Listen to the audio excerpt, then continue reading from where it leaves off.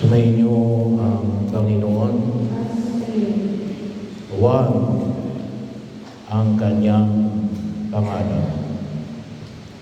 Ito po ay ang kaganapan ng pangako ng Diyos sa pamagitan ng Anghel Gabriel sa kanyang pagpapahayag kay Zacarias noong siya ay nag-aalay ng insenso sa templo ng Jerusalem na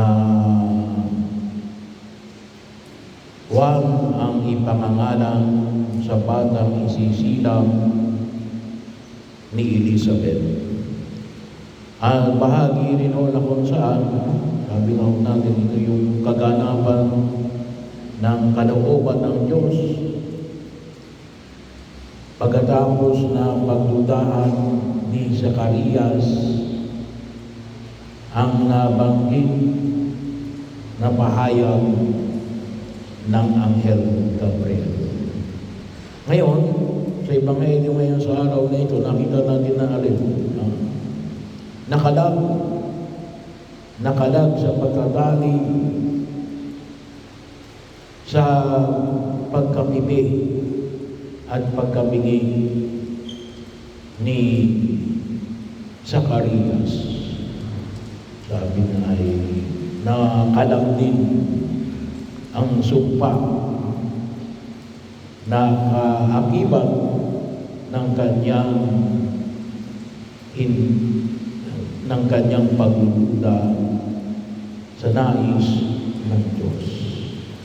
Kaya paano nakalagay ito? Kasi binanggit niya na ito yung pangalan na ibibigay sa kanyang anak. Bahagi yun ng kultura ng mga Hudyo na sabi nga, gusto ng tao ay Zacarias. Zacarias din yung pangalan. O minsan, yung iba nilalagyan ng prefix or suffix. Katulad na limbawa ng Bartolome. Yung bar, ibig sabihin sa Hebreo ay anak ni.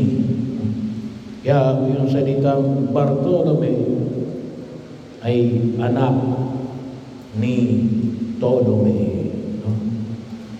Kapag i-translate natin sa Tagalog. Pero anong sabi ni Zacarias? Or hindi. Ang pangalan niya ay Juan. Ang kagandahang loob ng Diyos. Yun po kasi ang ibig sabihin ng Juan. Mula sa Hebreyong Yohanes. Ang ibig sabihin ay ang kagandahang loob ng Diyos. Ang habag ng Diyos.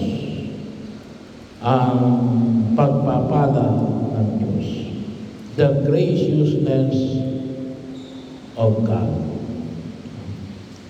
Maaaring sa pagkakataon na ito, pwede rin tayo makita sa ating buhay yung kagandahang loob ng Diyos. Siguro sabi ko nga, isama na rin natin dito yung ating pag-ahon mula sa pandemya ng COVID-19. Nandiyan pa rin yung COVID-19. May kaka-COVID pa rin ngayon. Pero hindi na siya pandemic. May iilan-ilan na lamang. At ipagpasalamat natin sa Diyos. Marami pa sigurong makita natin sa pagkilos natin sa daigdig na ito. Yung kagandahang loob ng Diyos, sabi nga, bawat isa sa ating ipaninilay, anong sabi nga natin, bawat isa ay milagro ng Diyos. Pero isang nais natin pag nilay-nilayan ngayon, pag pinag-usapan natin yung kagandahang loob ng Diyos, ay yung isa sa mga kontrobersyal na bagong inilabas ngayon ng Vatican sa paumuno ng ating Santo Papa, Pope Francis, yung bagong dokumento na inilabas noong December 18, yung Fiducia Supplicatus. Kapag sinabi natin Fiducia Supplicatus, the trust of supplication. Bahagi yun na kung saan ay isa po sa maliwanag na pagkilos na alin, ito yung kagandahang loob ng Diyos. Bakit tungkol saan ito? Nung makalawang araw may nag-message sa akin dun sa aking account sa social media. Ang tanong niya ay, Father, pinapayagan na ba ngayon ng simbahan ang mga lunya? Ay sabi ko, ang tinutukoy nito ay yung Fiducia Supplicatus. Bahagi yun. Yung dokumento, kung tusin, may silang mo, no? May 43 articles. Pero ito ay tumutukoy higit sa lahat saan. Yung mga usapin ng alin, yung blessing of same-sex couples. No? Ibig sabihin, blessing ng dalawang lalaki. O blessing ng dalawang babae, o blessing ng isang divorce, o maaring ng dalawang divorce, isang babae at isang lalaki, na hindi kasal sa simbahan. So, yun yung pinag-uugatan ng tanong. At yun ay rin nakalagay doon sa dokumento ng Fiducia Supplicatus. So bahagi yun, siguro hindi naman natin kagad lahat magkita, pero para magsagot yung katanungan, makita muna natin na alin. May mga uri ng blessings. Katulad ng sacraments, and sacramentals. Merong blessing natin, yung tinatawag natin na pumapaloob sa mga sakramento. Katulad halimbawa ng binyag. Ito yung mga, kung tawagin natin, tumutukoy sa tinatawag natin actual and sanctifying grace. Kapag benedisyonan ka na, ginagawa ka na ng banal. Katulad halimbawa ng sakramento ng binyag. Kapag bininyagan ka, nililinis ang lahat ng iyong kasalanan. Yun yung bahagi. Yung blessing of sanctification. Nililinis ka. Bahagi yun ng pagtugon na kung saan ay makita. Ganon din sa mga sacramentals. Kahapon may nagpa-blessing ng bahay. Si Mayor nagpa-blessing ng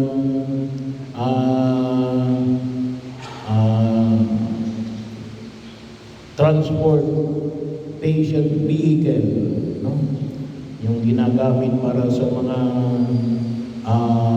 pasyente, no? Tawag na ngayon ng APP, ng Rosario. Kahapon may nagpa-blessing din ng Bible, ng Santo Niño. Yan ay sacramentals. Ibig sabihin, na nagbibigay ng grasya ng kabanalan, sanctifying grace. Binagawa kang banal. Pero itong blessing na ito na ibinibigay, nais na ibigay ng simbahan sa mga binanggit ko kanina, sa mga tinatawag nating same-sex couples, o yung mga hindi makasal na mga mag-asawa na nagsasama bilang mag-asawa, ay hindi po ito katulad ng blessing ng nagpapabanal. Ang tawag po rito ay din, yung blessing of mercy. Blessing of mercy. Hindi nahulugan na kapag bininisingan ka na, pinapayagan na yung ugnayan ninyo, kung ano man. Hindi ito kasal. No? Hindi ito isang bahagi na kung saan ay masasabi natin na automatic nagbibigay na alin na ng sanctification. Ito yung alin, panalangin na nais na ibigay ng simbahan kasi para yung dalawang tao na ay nawa matulungan ng Diyos na sila ay maging mga banal. Na sila ay nawa ay tumahak sa landas ng pagbabago. Bahagi ho yun. So, kung bahagi yun na kung saan ay hinihiling ng nila, basbasan nyo kami, Father, para kami ay tulungan.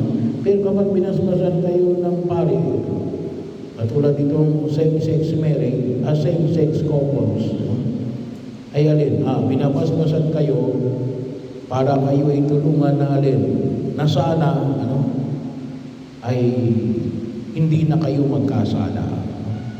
Pwede na magsasama kayo, parehong dalawang lalaki o parehong dalawang babae, na hindi nagkakasala. Pwede ba yun? Pwede bang mangyari yun? Ay sabi nga natin, walang imposible sa Diyos. Pero sa pamantayan natin ang tao, kung isang sabi natin, parang mahirap yun.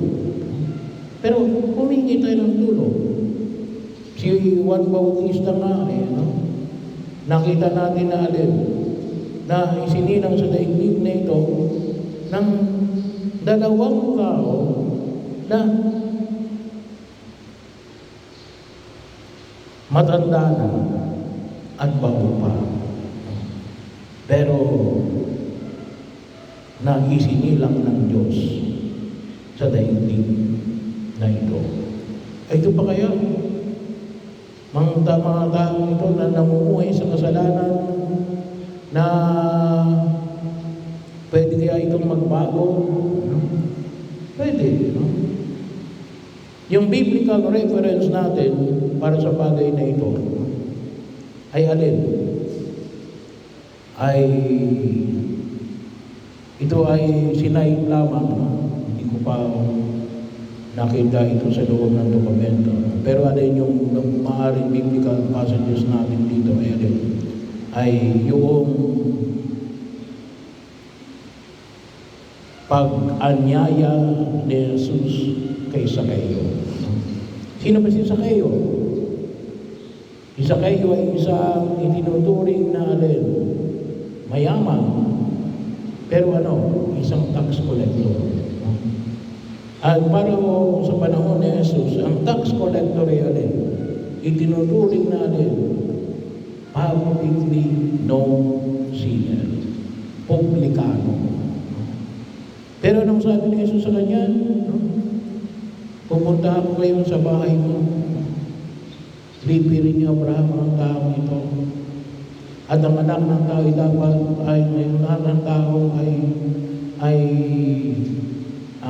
ito ay lipirin ni Abraham. So bahagi na kung saan ay pagkakataon na alin.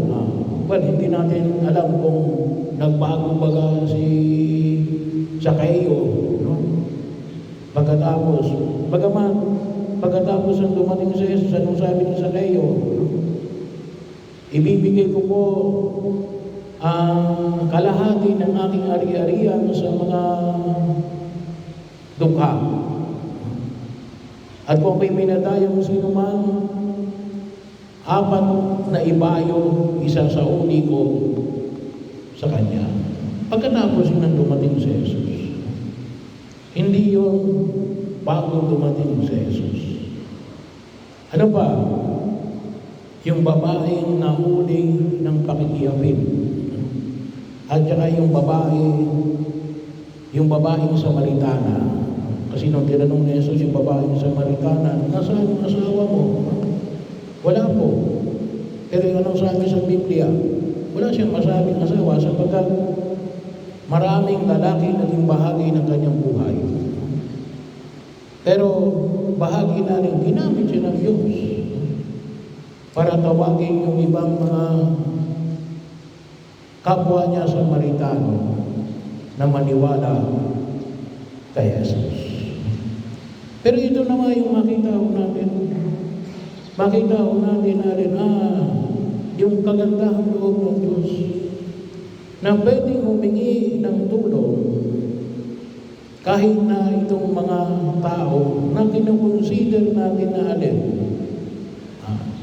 Sa term na ginagamit natin alin, illegitimate. Or pwede natin sabihin na alin, mga namumuhay sa kasalanan. O sa term ng Biblia alin, publikano. Bahagi ho. Pero ito ay sabi nga natin, hindi ito nagre-replace na kapag binilisingan ni Father, kahit sinong pari, kasi ito yung panyaya ng simbahan, hindi nahulugan natin, nililegitimize natin ang kanilang pagsasama. Bahagi, ngunit nais natin ipakita na alin, na ang Diyos ay handang tumulong sa lahat. Kahit na sa mga taong ito na namumuhay sa ganitong uri ng pamumuhay. So bahagi yun. Hindi mo kasalanan yan, hindi natin kasama yan. Hindi mo ganun yung ating simbahan. Yung kagandahan loob ng Diyos ay hindi lamang para sa mga banal. Ang kagandahan loob ng Diyos ay alin? Para sa mga banal at sa mga nagnanais na maging banal. At kung itinuturing natin yung ating sarili na banal, dapat tayo rin ay magmukha ng nangangalaga sa mga taong itinuturing natin na hindi kasintulad ng ating kabanalan. Doon makikita yung yung kagandahan loob ng Diyos. Sana makita natin, tutulungan ka namin, na makaahon sa iyong pagsusumikap, na makatugon sa panawagan ng Diyos sa gitna ng iyong tinatawag naming katatayuan. Yan man ay maaring illicit or illegal sa paningin ng Diyos. Kaya po, yung dokumento na ito, fiducia supplicatus. At sana tuwing makikita natin, kung sakaling meron tayong makita, na may taong lumalapit sa simbahan para humingi ng blessing, ay sana makita natin na yan. Yun ang kahulugan ng wag ang kanyang pangalan. Ang kagandahan ng ating Diyos.